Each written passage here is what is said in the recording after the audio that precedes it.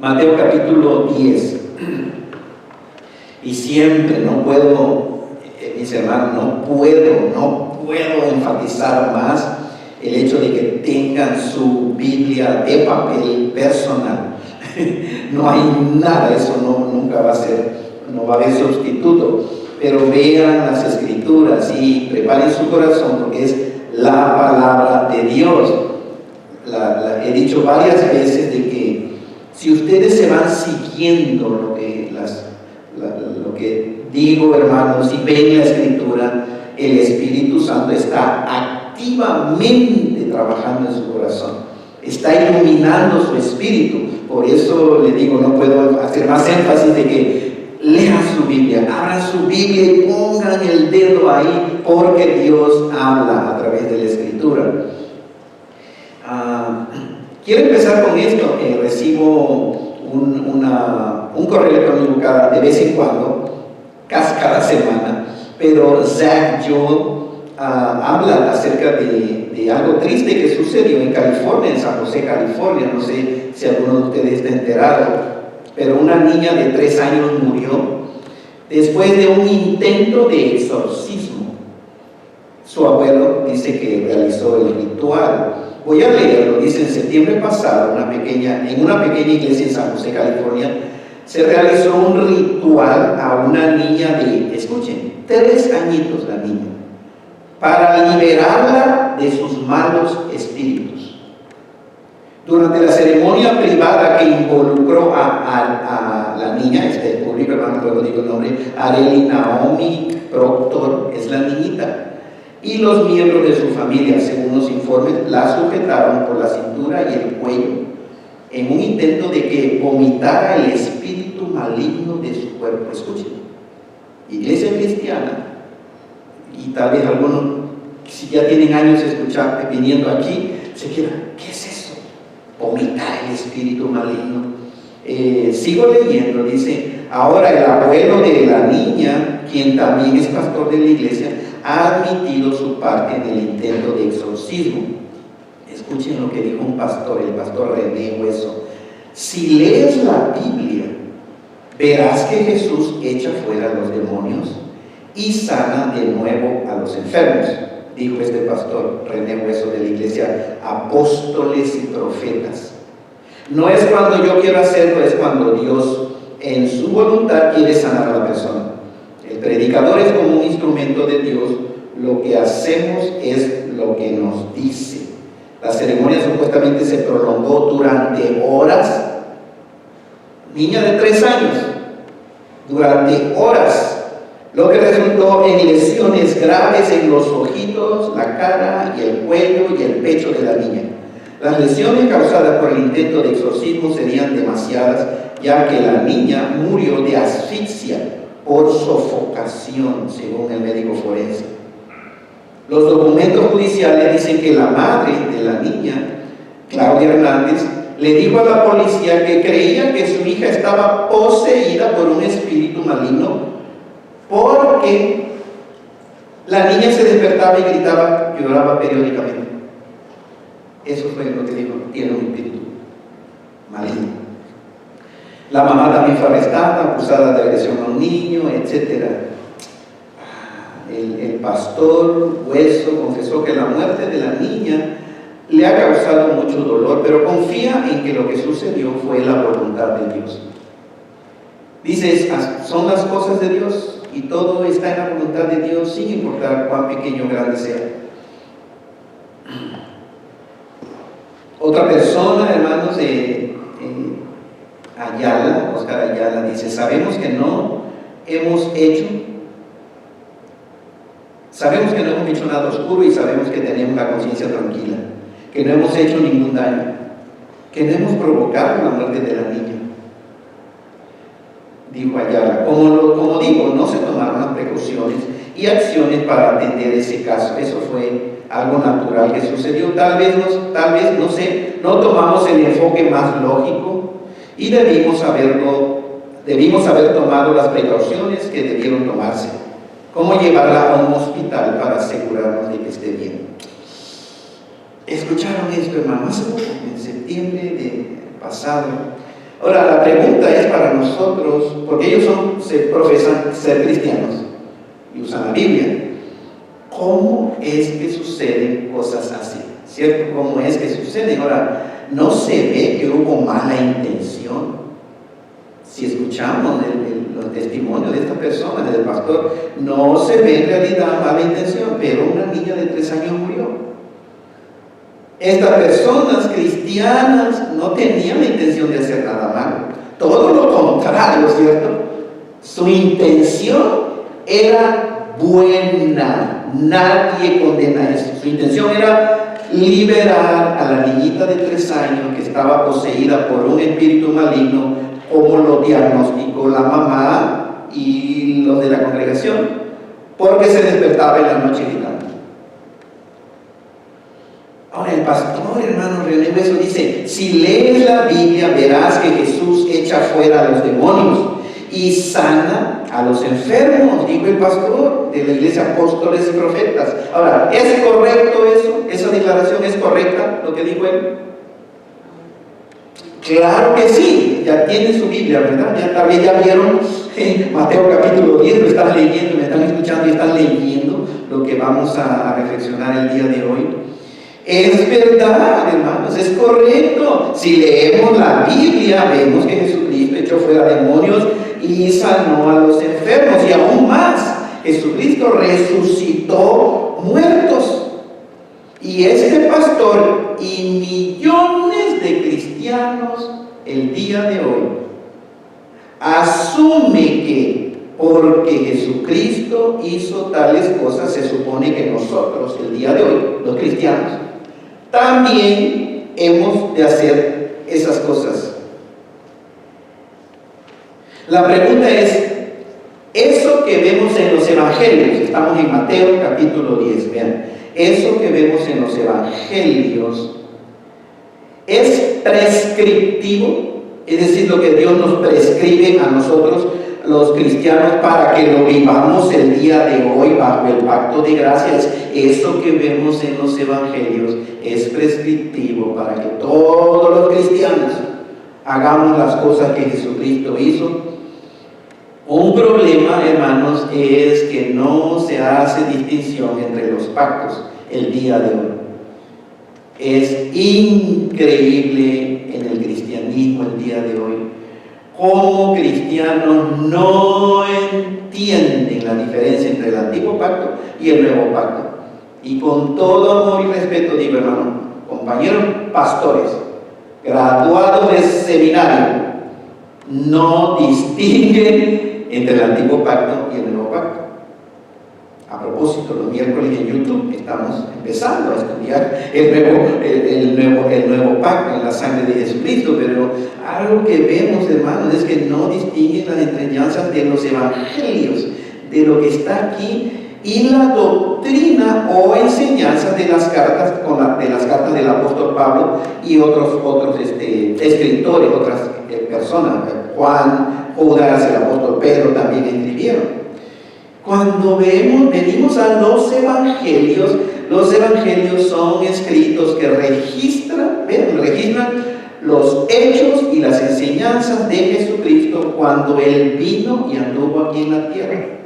La semana pasada, el miércoles pasado, en la clase de Nuevo Pacto, hermano, en YouTube, decía realmente Jesucristo ministró bajo el viejo pacto, el antiguo pacto. Gálatas 4:4 dice: pero cuando vino el cumplimiento del tiempo, Dios envió a su Hijo nacido de mujer y nacido bajo la ley. Jesucristo nació bajo la ley. Y Cristo dijo: yo no he venido a abrogar la ley, he venido a cumplir, ¿qué cosa? La gracia. No, vine a cumplir la ley. Esta es la manera en que Jesucristo lo cumplió.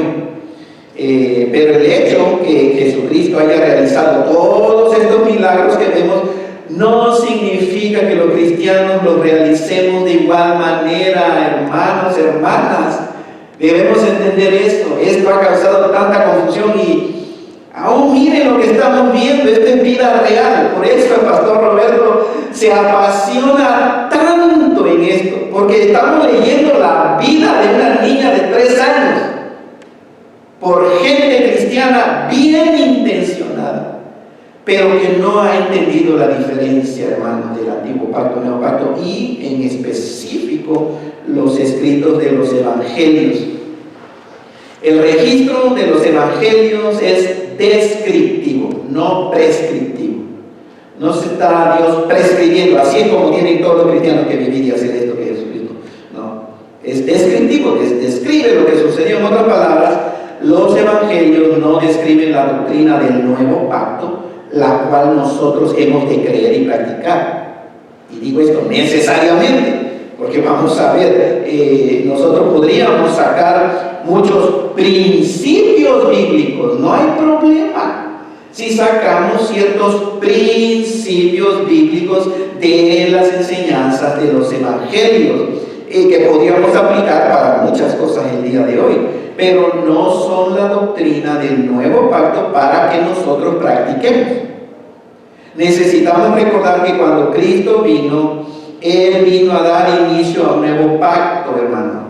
La doctrina ya definida desde ese nuevo pacto de Jesucristo no la tenemos en los evangelios. La doctrina ya definida del nuevo pacto la encontramos en las cartas del apóstol Pablo y las cartas generales.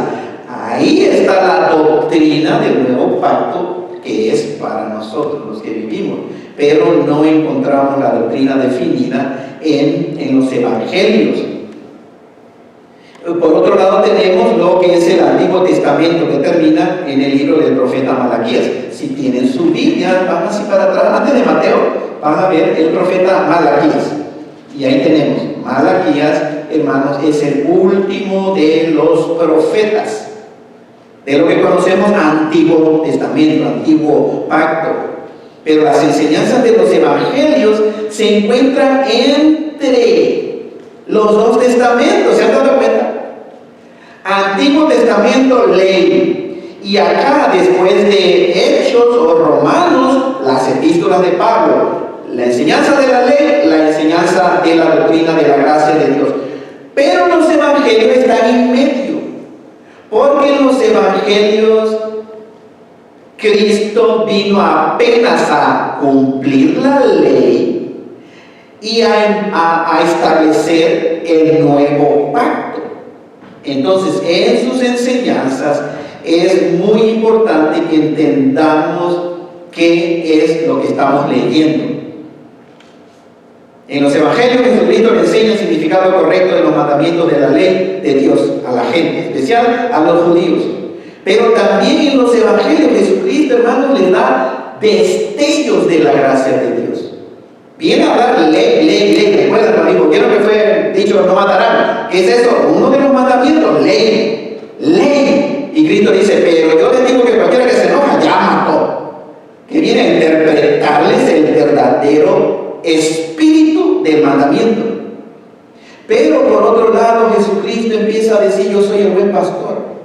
El buen pastor su vida da por las ovejas. Yo soy la luz del mundo. El que me sigue no andará en tinieblas. ¿Se dan cuenta entonces que aún cuando Cristo vino a revelar la ley, el significado de la ley, y ministró bajo la ley y predicó mucha ley, Jesucristo, también vemos destellos de la gracia del Señor? Como que el Señor Jesucristo, si estuvieron ustedes en YouTube la vez pasada, hermanos, en lo que Dios desea, les decía que es como que Cristo les decía una declaración que los dejaba sin esperanza. Y después les decía otra declaración que los dejaba más sin esperanza. Como en un hueco que está lleno de limbo para que no puedan salir y se desesperaran. Pero entonces les decía, yo soy el pan de vida. Yo soy la luz del mundo. Y ese es el propósito de la ley. Dejarnos sin esperanza, para que la única esperanza sea Cristo Jesús. De manera que esta doctrina de la gracia de Dios no fue definida sino hasta después de su muerte y resurrección, por revelación a sus apóstoles, en especial al apóstol Pablo. Y por esta razón, cuando estamos leyendo los evangelios, como abrimos ahora en Mateo capítulo 10, nos debemos preguntar si lo que estamos leyendo es simplemente la descripción de algo que sucedió, es decir, narración de eventos históricos, lo que hizo Jesucristo, o es enseñanza de Jesucristo con respecto a la ley del Antiguo Testamento, o si estamos viendo destellos de la gracia del Señor preparando para lo que iba a venir y Él mismo iba a realizar con su muerte y su resurrección y la venida del Espíritu Santo en la vida de cada persona que confiara en Él. Capítulo 10 de Mateo, versículo 1. Entonces, llamando a sus 12 discípulos, les dio autoridad sobre los espíritus inmundos para que los echasen fuera y para sanar alguna gripe y calentura. ¿Amén?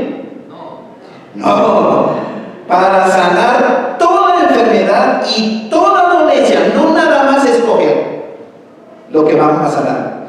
Dice, y los nombres de los 12 apóstoles, vean en el versículo 1, sus 12 discípulos. Versículo 2, y los nombres de los 12 apóstoles. Es decir, aquí se está usando, ya se me olvidó la palabra, de una manera igual, hay una palabra en español alternadamente. Discípulos de los apóstoles son discípulos de Cristo Jesús. Y ahí vienen los nombres de los 12 hermanos. Primero Simón, llamado Pedro, Andrés su hermano, Jacobo de Zebedeo, Juan su hermano, Felipe, Bartolomé, Tomás, Mateo el publicano, Jacobo hijo de Alfeo, Lebeo por sobrenombre, Tadeo, Simón el cananista y Judas Iscariote, el que también entregó. A estos 12 envió Jesús y les dio instrucciones, diciendo, y ahí empieza el discurso. Entonces vean, necesitamos ver específicamente que Cristo está hablando a sus 12 discípulos, a sus 12 apóstoles. Y en el versículo 5, a estos 12 envió Jesucristo. Entonces fue cuando Cristo estuvo aquí en la tierra, envió y específicamente a los 12 apóstoles. No nos apliquemos esto para nosotros el día de hoy, porque esto fue específicamente cuando Cristo estuvo aquí en la tierra y vino a predicar su mensaje del Evangelio de la gracia de Dios. Desde el Antiguo Testamento, el último fue el profeta Malaquías. Desde Malaquías, mis hermanos, pasaron 400 años sin que Dios hablara al pueblo judío. 400 años. Se le conoce como 400 años de silencio. No profeta, nadie decía, así dice Jehová, no aparición de ángeles, no sueños, no visiones, nada. Parecía como que Dios estuvo callado por 400 años. Hasta que un día un ángel se le apareció a una señorita llamada María. Y ustedes saben la historia, hermano, hasta en ese momento. Y se apareció a José. Y le trajo a los pastores. Ustedes saben la historia del nacimiento, pero 400 años callados, silencio. Entonces vino Jesucristo a predicar el reino de Dios, el reino de los cielos, el Evangelio. Y si van a Marcos capítulo 1, el versículo 14. Ven, si tienen su Biblia de papel, nada más el siguiente, Marcos, capítulo 1, versículo 14, dice, después que Juan fue encarcelado, Jesús vino a Galilea predicando, ¿qué cosa, hermano? El Evangelio del reino de Dios, diciendo, el tiempo se ha cumplido y el reino de Dios se ha acercado. Arrepiéntanse y crean en el Evangelio. ¿Cuándo sucedió esto? Después de 400 años de silencio. Entonces viene Cristo y por eso dijo, el reino de los cielos se ha acercado, el reino de Dios ha llegado. Arrepiéntanse y crean el mensaje de las buenas noticias. Ese es el Evangelio que Cristo vino a predicar. Entonces vean, para los 12 hermanos, ahora como les dije hace rato, podemos y vamos a ir en este capítulo y podemos sacar principios Hay cosas que claramente lo mismo que vivieron en ese tiempo es exactamente aplicable para nosotros el día de hoy. Versículo 5, Mateo capítulo 10, versículo 5, entonces vean a Jesucristo a sus 12 apóstoles, le dice: por camino de gentiles no vayan, es decir, no le prediquen a los hispanos, no le prediquen a los americanos, no le prediquen a nadie que no sea judío. Eso dice Jesucristo a sus 12, vean. Y en ciudades samaritanas ni entren, sino ir antes a las ovejas perdidas de la casa de Israel.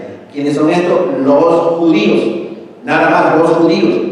Dice: y yendo, prediquen diciendo: el reino de los cielos se ha acercado. ¿Es esto para nosotros? Bueno, para nosotros Dios Cristo nos envió a predicar, a ser discípulos, ¿cierto? El evangelio de la gracia de Dios.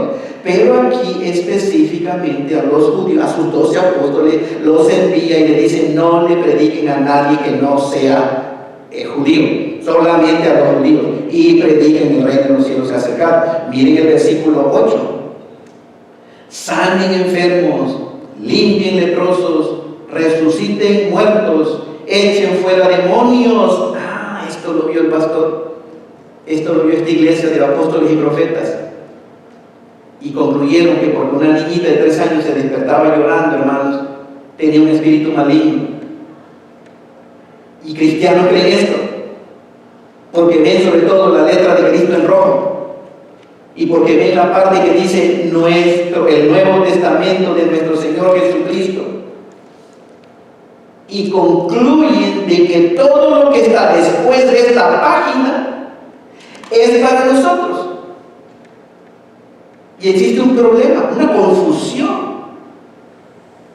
Entonces vean, hermanos, en el versículo 8: sanen enfermos, limpien leprosos, resuciten muertos, echen fuera demonios, de gracia recibieron, de gracia. Entonces la pregunta es, vean, resuciten muertos. ¿Cuántos de ustedes, cuántos de los cristianos el día de hoy sigue este mandamiento de Jesucristo? Si echar fuera demonios, lo agarras de ahí mismo. Echar fuera demonios, vamos a echar fuera demonios. Bueno, resuciten muertos, empiezan a resucitar muertos. Vete al hospital y párate ahí cuando ya te digan que alguien murió, ahí resucitan muertos. Porque eso es lo que Cristo está diciendo aquí, ¿cierto? Pero si estamos entendiendo en el contexto, es porque Cristo les dio autoridad para hacer esas cosas que el mismo Cristo hacía a sus 12 apóstoles, y los mandó a un viaje aparentemente era temporal, no demoraron muchísimos años, hermanos. Esto es lo que el Señor Jesucristo les mandó a hacer. Cristo les dio su autoridad en el nombre de Jesucristo para que hicieran estas cosas, con el propósito de que los milagros y las señales respaldaran el mensaje hablado. El reino de Dios en Cristo Jesús ya había venido al planeta Tierra, y que solamente Jesucristo es el camino, la verdad y la vida, y que la humanidad entera necesita arrepentirse y creer en Jesucristo, poner su confianza en el evangelio de Jesucristo. Vean versículo 9: no se provean de oro ni plata ni cobre en vuestros cintos. Lo tiene cuando lo aceptamos para nosotros, para los cristianos del día de hoy. Empieza uno a cambiarlo o a decir, bueno, esto quiere decir. No, quiere decir. Y Cristo dice: no agarren nada. Versículo 9: no se provean de dinero, ni de plata, ni de cobre en vuestros cintos, ni de alforja para el camino, ni de 2 túnicas, ni de calzado, ni de bordón, porque el obrero es digno de su alimento. Ahora, todos los que son cristianos y aún creen que esto es para nosotros, ¿cuánto dinero agarran? ¿Cierto? Y se preparan mucho, a los misioneros, etc. Entonces no estamos obedeciendo. ¿Por qué? Porque esto no es para nosotros. Ahora, otro evangelio dice que Cristo dijo: solamente agarren bordón para el camino, y aquí dice: no agarren ni bordón o bastón. ¿Hay una contradicción? No hay contradicción. Lo único que está diciendo es: no agarren cosas innecesarias. Ahorita es el momento de ir a las ciudades y prediquen el evangelio. Ya usaban sandalias, ¿Y por qué les dice no agarren, no tomen sandalias? No que no trajeran, que no tomaran sus sandalias, sino que no lleven una maletota, como cuando algunas hermanas malditas y se llevan 7 maletas para 3 días de vacaciones. Ok, ustedes saben quiénes son esas personas. Versículo 11. Ahora miren, del versículo 11 en adelante dice: mas en cualquier ciudad o aldea donde entren, infórmense quién en ella es digno y posen allí hasta que salgáis. Y al entrar en la casa, salúdenla, y si la casa fuere digna, vuestra paz vendrá sobre esa casa.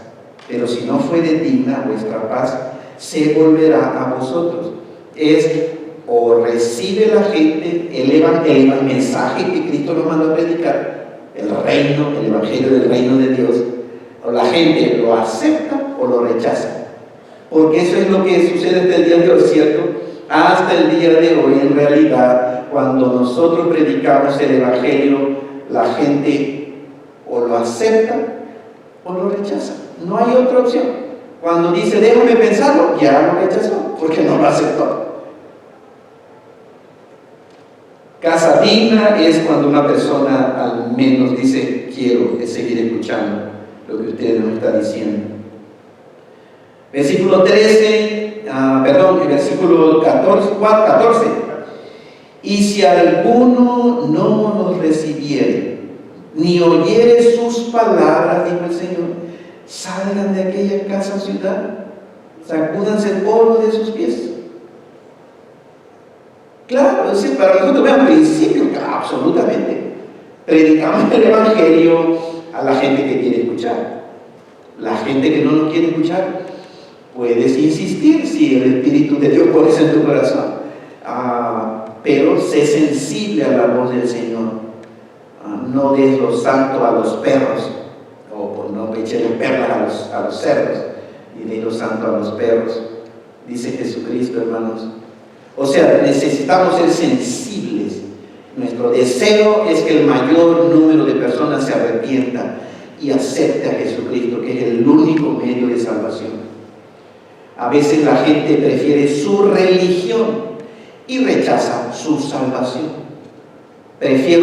Mi religión es la manera en que yo voy a estar bien con Dios, y rechaza la manera que Dios dice que es la única manera en que puede estar bien con Dios. Pero nada más hay 2 opciones: o lo acepta o lo rechaza. Si Dios te pone que insistas en ese corazón, adelante, no estás perdiendo tu tiempo. Si el Señor quiere que insistas en ese corazón, pero si el Espíritu te dice sacúdete los pies, en cierto sentido, y ve a otra persona. Hay alguien que quiere escuchar, esta persona no quiere escuchar, entonces no sigas hablando a esa persona, pero va a haber alguien que va a escuchar. Miren el versículo 15, y esto es para y reflexiona. Para y reflexiona, Selah. Dice Jesucristo: de verdad les digo que en el día del juicio será más tolerable el castigo para la tierra de Sodoma y de Gomorra que para aquella ciudad que nos rechaza.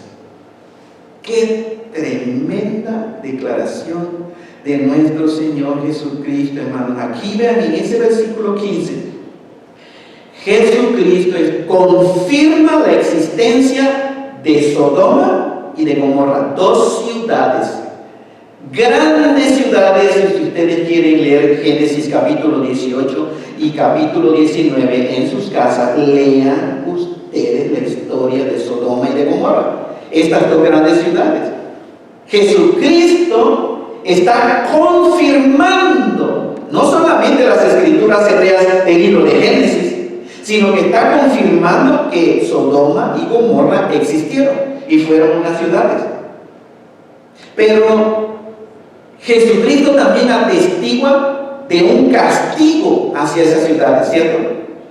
Hacia esas ciudades dice: será más tolerable el castigo, hermano. Cuando en el día del juicio Jesucristo está hablando de un castigo, Jesucristo está hablando de un día del juicio, y ustedes, si han han leído la historia de Sodoma y Gomorra, ustedes saben lo perversas que eran estas ciudades, malignas, evil, malas y perversas. Sodoma y Gomorra. Pero algo interesante, hermanos, Cristo dice que el castigo para estas ciudades será más tolerable que el castigo para la ciudad que rechace el mensaje de los apóstoles de Jesucristo. En otras palabras, más grande pecado es rechazar el mensaje de Jesucristo que la perversión de Sodoma y Gomorra. ¿Me están siguiendo, mis hermanos? Esto es serio. Si, vean, hermanos, ¿qué mensaje predican los cristianos el día de hoy? El mensaje que Jesucristo nos ha enviado a predicar. El mensaje de la gracia incondicional del Señor, el mensaje del amor de Dios. Eso es lo que nosotros predicamos el día de hoy, el mismo mensaje que Jesucristo le reveló al apóstol Pablo, el mensaje del evangelio de la gracia de Dios. ¿A dónde o a quién nos envió Jesucristo a predicar? A todo el mundo, a toda persona. Recuerden Mateo 28, después de la muerte y resurrección, yendo por el mundo. Y aquí el versículo 7 de Mateo 10, también Cristo le dijo a sus apóstoles, yendo prediquen.